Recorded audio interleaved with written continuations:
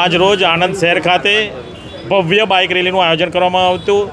ધારાસભ્ય યોગેશભાઈ પટેલ, નગરના પ્રમુખ જિગ્નેશભાઈ પટેલ, સંગઠનના પ્રમુખ મયુરભાઈ પટેલ, સર્વ કાઉન્સિલર્સ અને ભારતીય જનતા પાર્ટીના આણંદ શહેરના સૌ કાર્યકર્તાઓ સાથે ખૂબ મોટી રેલીનું આયોજન કરવામાં આવ્યું હતું. આદરણીય પ્રધાનમંત્રી નરેન્દ્રભાઈ મોદી સાહેબ 2 તારીખના જ્યારે શાસ્ત્રી મેદાન વિદ્યાનગર ખાતે આણંદ જિલ્લાના સૌ જનતાને સંબોધન કરવા આવ્યા હતા, ત્યાર પછી જે માહોલ હતો એ માહોલમાં ખૂબ મોટો વધારો થયો છે. અને આજે સૌ ભારતીય જનતા પાર્ટીના કાર્યકર્તાઓએ મતદાતાઓને એક વિનંતી કરી છે કે 7 મેના રોજ આપ વહેલામાં વહેલું મતદાન કરો.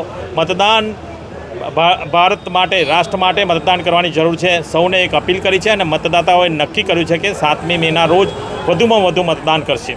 જે રીતનો માહોલ છે આણંદ જિલ્લામાં 350થી વધુ ગામડાઓમાં મારો પ્રવાસ પત્યો છે.